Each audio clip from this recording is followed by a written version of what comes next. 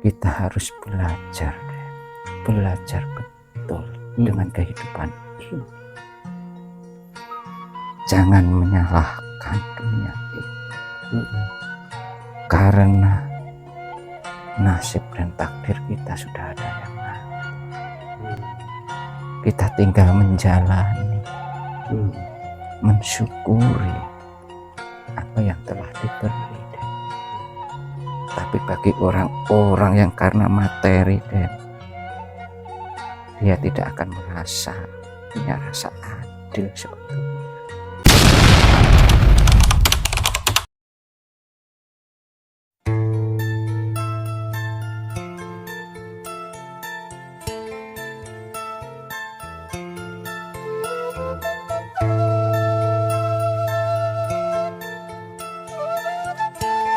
Bismillahirrahmanirrahim. Assalamualaikum warahmatullahi wabarakatuh. Waalaikumsalam warahmatullahi wabarakatuh. Alhamdulillahirabbil alamin. Berjumpa lagi dengan kita tim Padepokan Putra Bengawan. Salam bahagia kepada sedulur-sedulur semuanya. Mudah-mudahan sedulur-sedulur semuanya dalam perlindungan Allah, dijauhkan dari mara bahaya, diberikan kesehatan, umur yang panjang, yang barokah. Alhamdulillah rabbil alamin. Di kesempatan hari ini kita tim Padepokan Putra Bengawan mau mengungkap dari sisi gaib.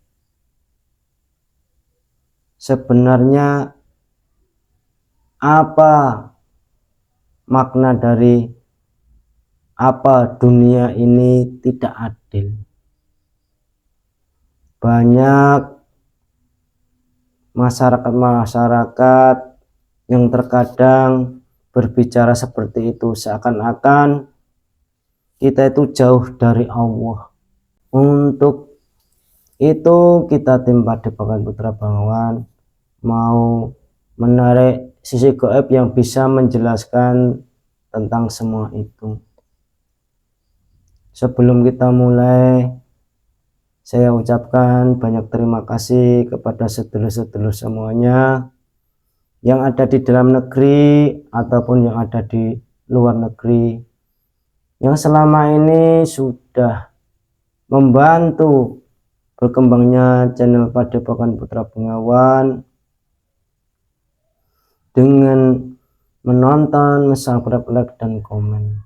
Atas kebaikan-kebaikan sedulur-sedulur semuanya, mudah-mudahan Allah membalas beribu-ribu kali lipat kebaikan, dibukakannya pintu-pintu rezeki yang halal yang barokah, digampangkan berbagai macam urusan. Untuk menyingkat waktu, monggo sedulur kita mulai proses mediumisasinya. Mudah-mudahan nanti ada sosok gaib yang bisa menjelaskan. Untuk menyingkat waktu, monggo kita mulai proses mediumisasinya. Di kesempatan hari ini kita ditemani Bapak Widodo. Assalamualaikum. Waalaikumsalam. Mohon doanya sedulur semuanya, mudah-mudahan proses ini nanti bisa berjalan dengan lancar, tidak ada halangan sedikit apapun. Monggo Pak, kita mulai proses mediumisasinya. Bismillahirrahmanirrahim. Assalamualaikum. Dan izin beliau saya yang saya mohon dibersihkan energi negatif, energi bodoh untuk menyapa Widodo saya mohon dari kotam-kotam, dari gangguan jin, setan, iblis, siluman, serangan-serangan dari dukun, efek-efek negatif dari bekas mengobati orang semua. Dan izin beliau saya mohon dibentengi, dipagari tubuhnya Pak Dodo beserta keluarganya dari energi negatif, energi buruk dari sangat jin, setan, iblis, siluman, dukun-dukun ataupun pasukan-pasukan dajjal yang niat mengerecoki ataupun mengganggu Allah. Bismillahirrahmanirrahim. Ya Allah, sosok gaib yang bisa menjelaskan tentang dunia ini tidak adil, tertarik yang sebenar-benarnya. Allah.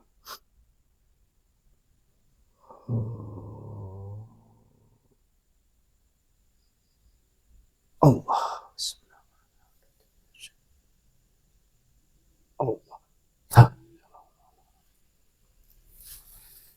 Bismillahirrahmanirrahim. Ya Allah. Makhluk dalam dirinya telah bisa sinkron.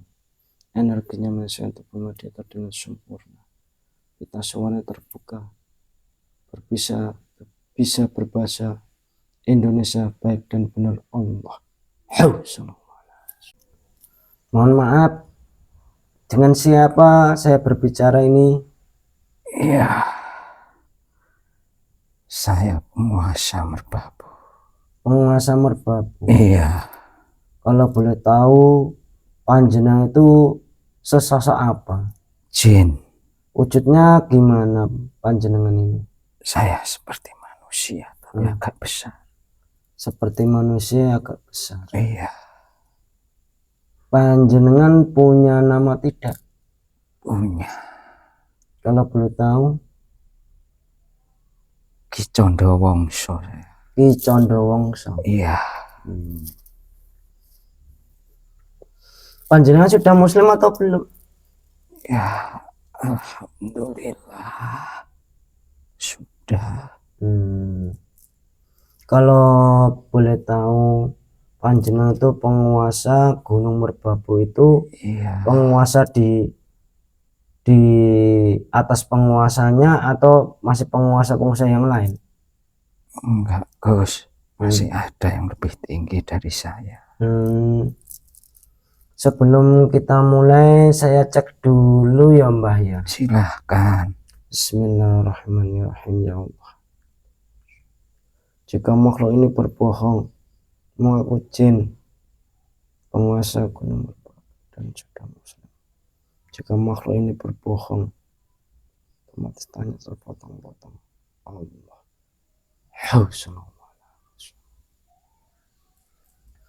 Mohon maaf Mbah. Assalamualaikum warahmatullahi wabarakatuh. Waalaikumsalam warahmatullahi wabarakatuh.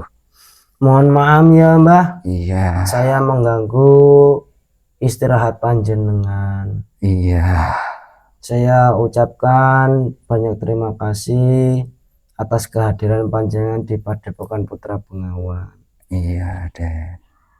Sebelum lanjut untuk berdialog, ngobrol-ngobrol, saya suguhin dulu ya Mbah. Iya. Bismillahirrahmanirrahim. Ya Allah, saya mohon ya Allah,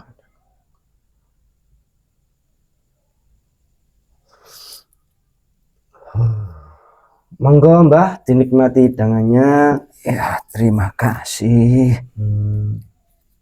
Dinikmati dulu Mbah.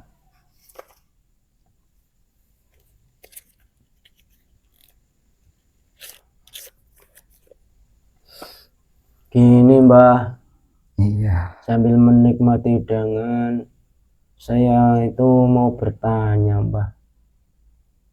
Banyak orang yang berkata dunia ini tidak adil. Saya itu mohon penjelasan panjenengan Mbah, biar untuk pembelajaran sedulur-sedulur banyak. Iya, Den. Ya, saya ceritakan yang saya bisa ya, Den ya. Nggih Mbah. Iya. Iya, setiap makhluk yang diciptakan Allah itu belum ada yang adil, Den. Karena yang punya adil sebenarnya cuma Allah. Tapi setiap apa yang diciptakan itu belum merasa adil. Ya, karena manusia-manusia sekarang, Den. Karena keadilan itu mungkin bisa dibeli. Tapi, Den, sebetulnya bagi orang-orang yang kurang mampu, tingkat keadilan itu sebetulnya bisa dirasakan, malah nyampe sebetulnya. Tapi bagi orang-orang yang tidak mampu, yang bisa bersyukur atas nikmat Allah, itu sebetulnya adil, itu sudah bisa merasakan. Tapi bagi orang-orang yang masih kurang karena harta, dia tidak akan merasa keadilan itu ada. Iya, karena kehidupan kita yang sulit bisa merasakan adanya keadilan itu karena rasa bersyukur mereka sebetulnya. Tapi bagi orang-orang yang belum merasa bersyukur, merasa dunia ini tidak adil. Berarti kan ungkapan-ungkapan itu orang-orang yang merasakan kekecewaan ya, Mbah. Iya, karena keadilan itu dirasakan karena kekurangan pada kita, Tapi kalau kita mensyukuri apa kekurangan kita, kita yakin akan mendapatkan dari kekurangan kita, kita akan merasakan adil sebetulnya. Iya, kita harus belajar betul dengan kehidupan ini. Jangan menyalahkan dunia ini, karena nasib dan takdir kita sudah ada yang ngatur.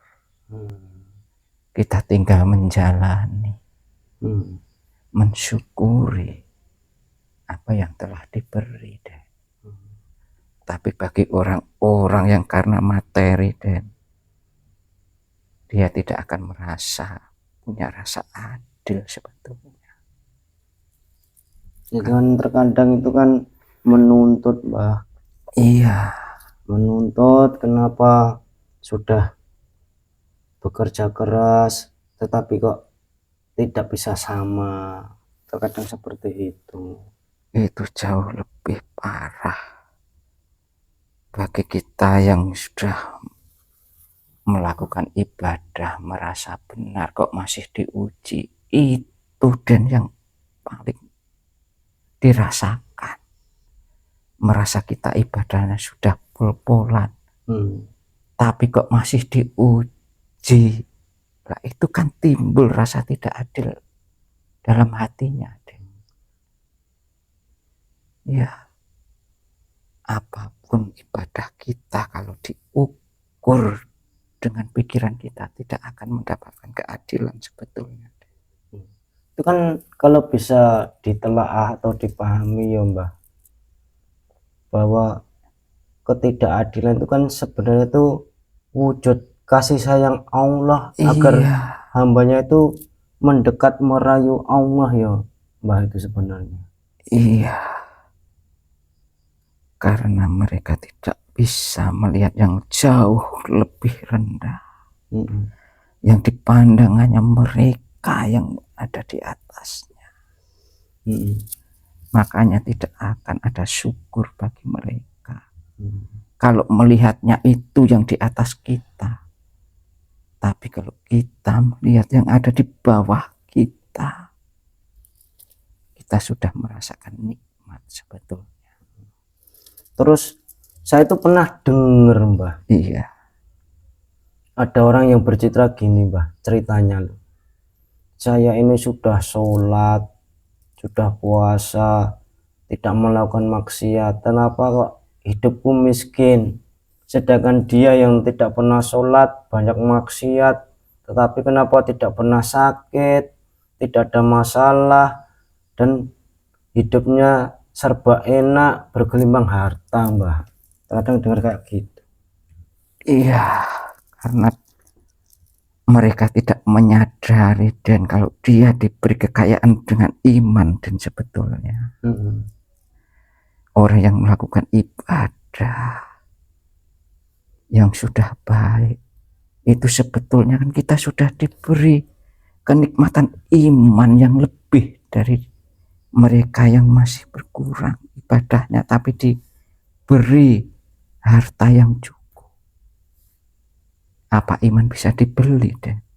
Kan tidak sebetulnya. Iya ya, Mbah. Itu untuk menguji keimanan kita, ketakwaan kita kepada Allah sebetulnya. Iya ya. Makanya orang banyak yang keliru bahwa sudah melakukan ini kok masih diberi ujian, karena mereka tidak menyadari tentang iman kita deh. Karena iman kita ya diuji, yang mereka diukur dengan ibadah. Kita tidak bisa mengukur betapa baiknya ibadah kita sebetulnya, karena masih banyak kekurangan dalam ibadah-ibadah kita. Itu sebenarnya kan masalah dikasih miskin, kaya, sakit, sehat itu bukan ukuran keadilan sebenarnya ya Mbah ya. Bukan. Karena itu adalah keimanan kita sebetulnya yang diuji itu. Kalau kita sudah berpasrah diri, yakin kita menjalani kehidupan, biarpun saat ini dipandang orang menderita deh. Tapi kalau kita mensyukuri, yakin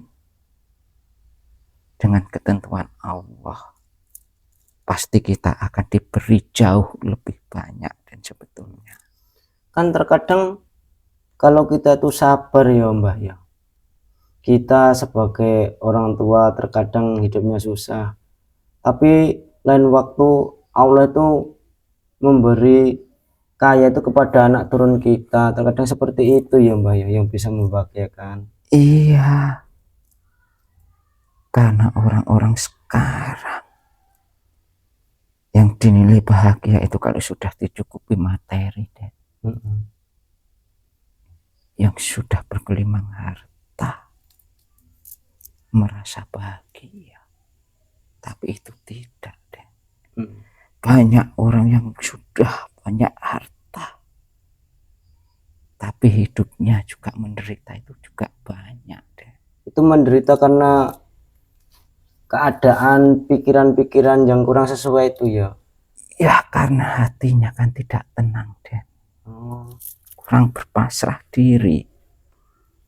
Berarti sebenarnya kalau dimaknai itu, kalau Jawanya itu bersawang sinawang ya Mbah ya sebenarnya. Iya Den, betul. Makanya orang-orang yang dianggap menderita itu dipandang mereka itu belum sampai kebahagiaan, keadilan. Karena itu hanya bisa dirasakan dengan rasa bersyukur, dirasakan dengan kita tidak menghujat Allah. Kita merasakan biar sedikit rezeki, asalkan kita bersyukur, itu kita sudah merasakan bahagia sebetulnya.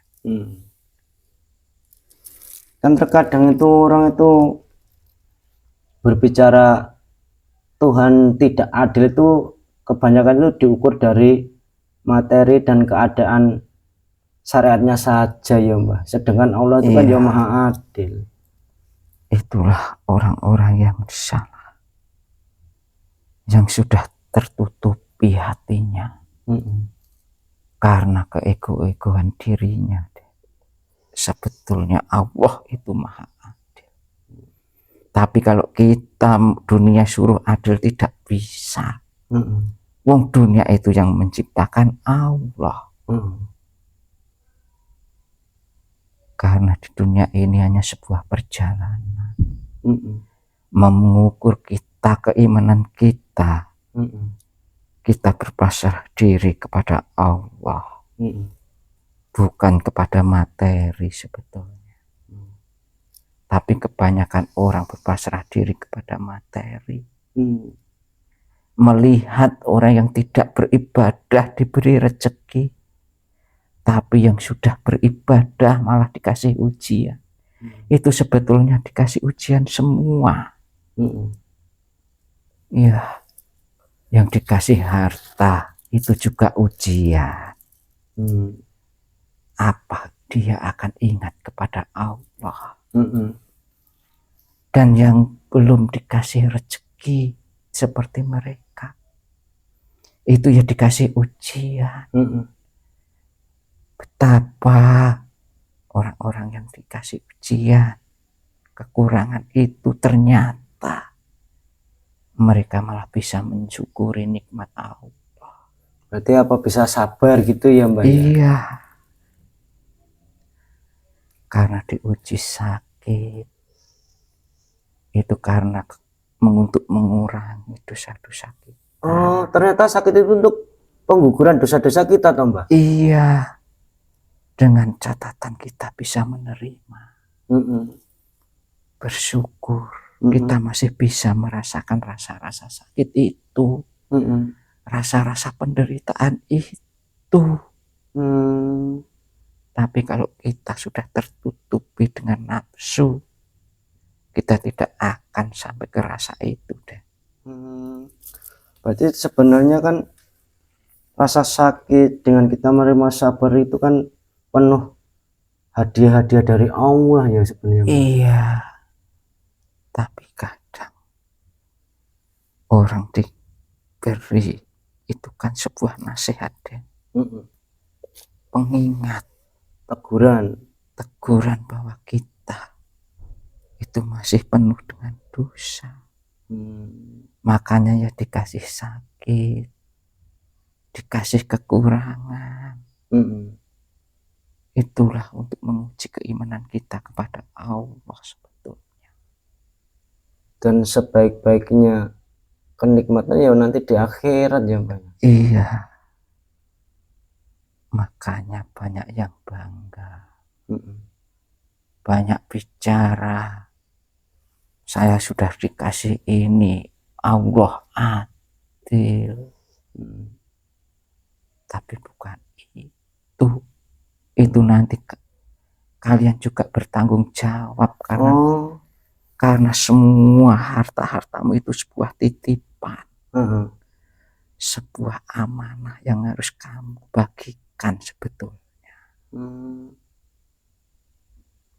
Jadi sebenarnya kaya itu juga ujian ya Mbak. Ujian untuk menguji iman kita,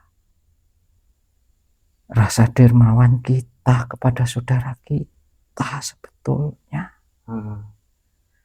Jangan menganggap harta yang kamu punya itu hak sepenuhnya milik kamu. Itu tidak benar.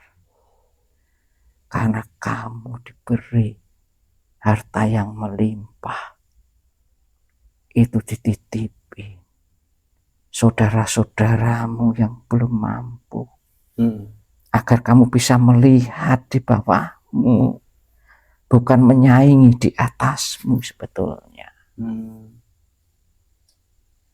Berarti kata-kata dunia tidak adil itu hanya orang-orang yang belum paham makna kasih sayang Allah kepada hambanya ya Mbak. Iya, benar sekali. Karena Allah itu tidak akan membedakan semua makhluknya, semua ciptaannya tidak dibedakan. Pasti dicukupi semuanya, Den. Pasti apa yang dibutuhkan diberi. Kurangnya terkadang itu kan kita itu tidak bisa memposisikan ya Mbak. Iya.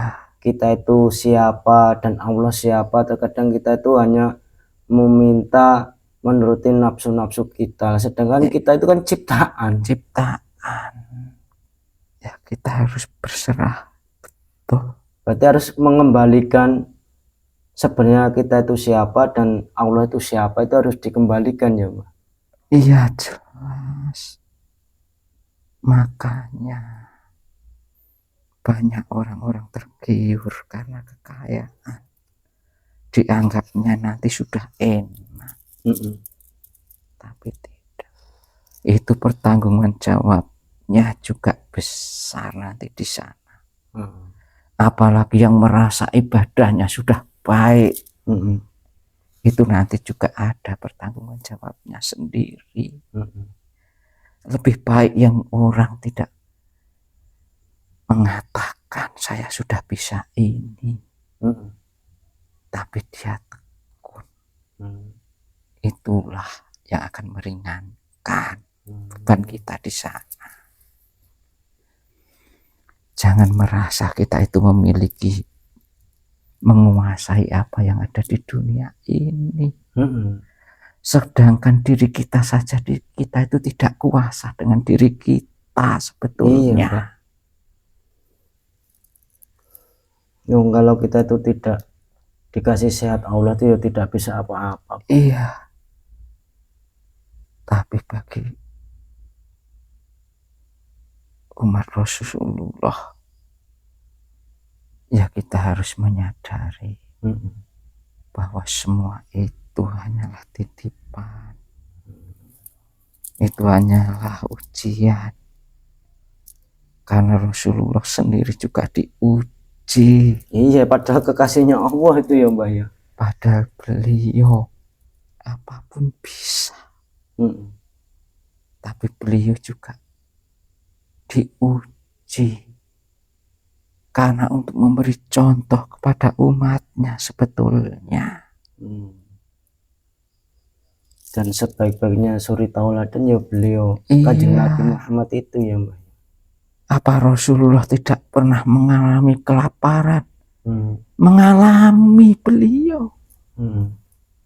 Beliau juga mengalami tidak makan beberapa hari.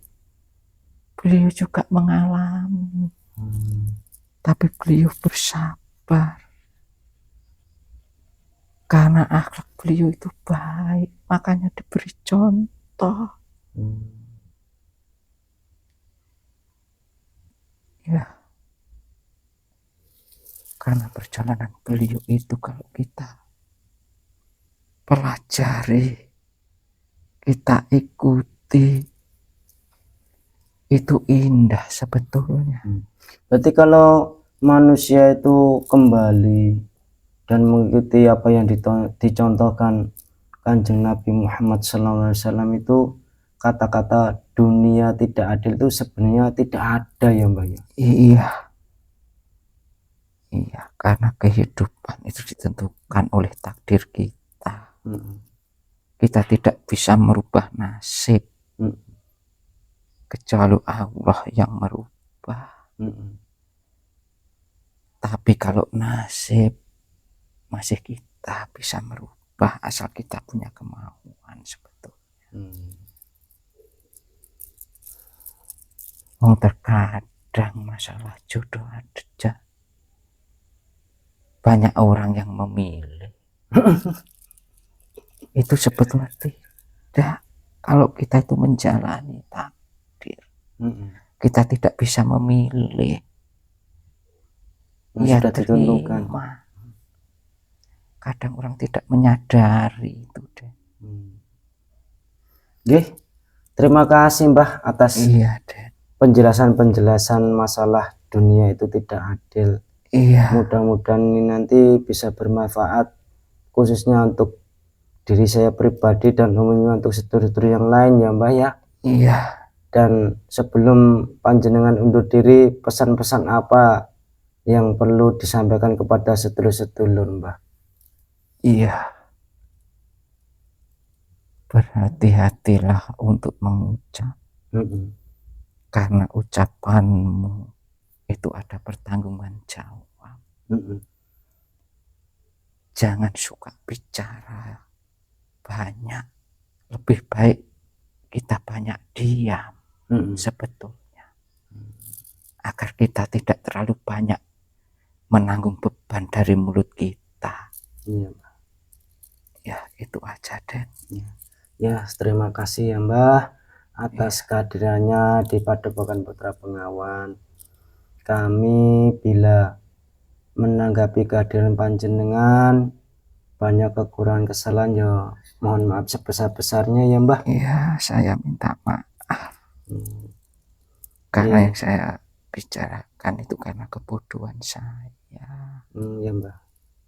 Yes, pokoknya kami itu mengucapkan banyak terima kasih Mbah.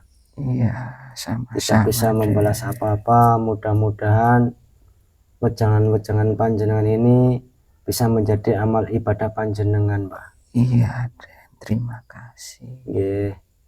Panjenengan monggo undur diri, lanjutkan tugasnya ya Mbah. Ya, Keluar dengan halus ya Mbah ya. Assalamualaikum. Waalaikumsalam warahmatullahi wabarakatuh. Bismillahirrahmanirrahim ya Allah. Keluar semua.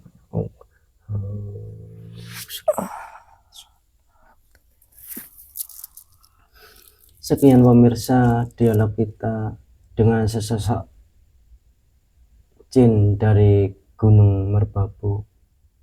Beliau tadi menjelaskan bahwa dunia tidak adil itu tidak ada kalau kita itu bisa mencontoh apa yang diajarkan beliau Kanjeng Nabi Muhammad SAW, bahwa semua yang diciptakan oleh Allah di dunia ini tidak ada yang tidak adil, semuanya sudah ditentukan dan ditakdirkan Allah. Tinggal bagaimana kita bisa bersyukur dan bersabar dan menerima apa yang dikehendaki oleh Allah. Saya tekankan sedulur semuanya, jangan 100% percaya apa yang dikatakan sosok ini tadi.